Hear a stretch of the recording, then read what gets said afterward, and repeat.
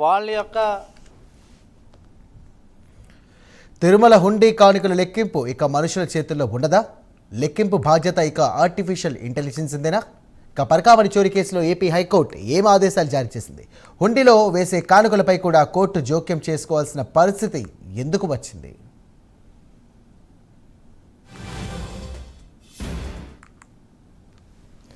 తిరుమల హుండీలో భక్తులు వేసేది డబ్బు కాదు, నమ్మకం, భక్తి. అలాంటిది పరకామణిలో చోరీ అంటే అది కేవలం డబ్బు నష్టం కాదు, కోట్లాది భక్తుల విశ్వాసాల దోపిడీ. భక్తులు భక్తితో వేసే కానుకలు ఎక్కడైనా లెక్కలు తప్పితే అది నేరం మాత్రమే కాదు, అపచారం కూడా. అలాంటి పరకామణిలో లెక్కలు తప్పాయన్న ఆరోపణలు రావడమే కాదు, చోరీ జరిగిందన్న విషయం బయటపడడం దేశవ్యాప్తంగా షాక్కు గురిచేసింది. అయితే కోట్లాది మంది భక్తులు విశ్వాసాన్ని కుదిపేసిన ఈ ఘటన సంబంధించిపై ఇక ఏపీ హైకోర్టు తీవ్రంగా స్పందించింది. తిరుమల పరకామణిలో కానుకల లెక్కింపు ప్రక్రియను సమూలంగా ప్రక్షాళన చేయాలని ఏపీ సర్కార్ ఏపీ హైకోర్టుకు సంబంధించి కూడా కీలక ఆదేశాలు జారీ చేసింది ఏపీ హైకోర్టు. ఈ వ్యవహారాన్ని సాధారణ నేరంగా చూడలేమని స్పష్టం చేసింది. ఇకపై తిరుమల పరకామణిలో కానుకల లెక్కింపులో మానవీయ ప్రమేయం తగ్గించాలని తేల్చి చెప్పింది. భక్తుల విశ్వాసానికి రక్షణగా లెక్కల బాధ్యతను ఆర్టిఫిషియల్ ఇంటెలిజెన్స్ చేతుల్లోకి అప్పగించాలని టీటీడీకి సంచలన ఆదేశాలు జారీ చేసింది. ఇదిలా ఉంటే టీడీటీ ఉద్యోగి సివి రవికుమార్ 2023 ఏప్రిల్లో చోరీ చేసినటువంటి కేసు విచారణ సందర్భంగా హైకోర్టు ఈ వ్యాఖ్యలు చేసింది.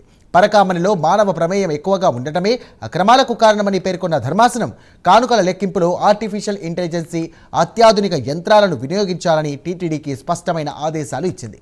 హుండీ సీలింగ్ నుంచి ప్యాకింగ్, రవాణా, లెక్కింపు వరకు కూడా మొత్తం ప్రక్రియను ఆటోమేటిక్ చేయాలని సూచించింది.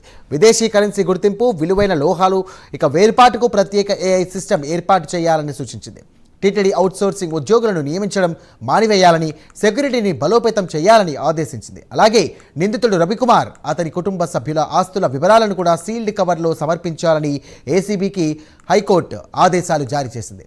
ఇక సీసీటీవీలను కూడా ఏఐతో అనుసంధానం చేసి ప్రతి దిశపై నిఘా ఉండేలా కూడా చూడాలనుంది. ఇక మాన్యువల్ విధానాన్ని తగ్గించి మెషిన్ల వినియోగంతో చోరీలు పూర్తిగా అరికట్టవచ్చని పేర్కొంది ధర్మాసనం. తక్షణ చర్యలతో పాటు శాశ్వత సంస్కరణలపై కూడా 2 దశల్లో ప్రణాళికలు రూపొందించాలని ఆదేశించింది. హుండీ భద్రతపై 2 వారాల్లో కూడా నివేదిక ఇవ్వాలని ఆదేశించింది ధర్మాసనం. అలాగే 8 వారాల్లో ఏఐ ఆధారిత వ్యవస్థలపై కూడా మసైదా సమర్పించాలని తెలిపింది ఏపీ హైకోర్టు. తదుపరి విచారణ డిసెంబర్ 26కు వాయిదా వేసింది.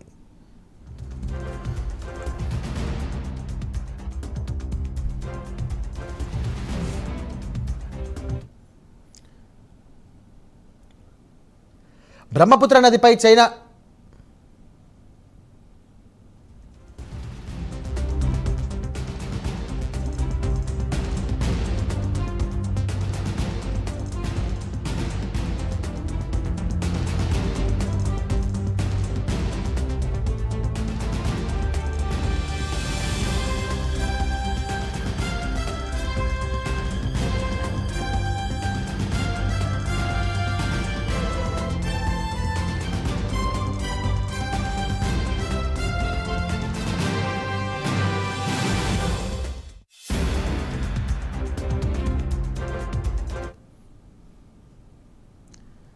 బ్రహ్మపుత్ర నదిపై చైనా నిర్మిస్తున్న ప్రాజెక్టుకు భారత్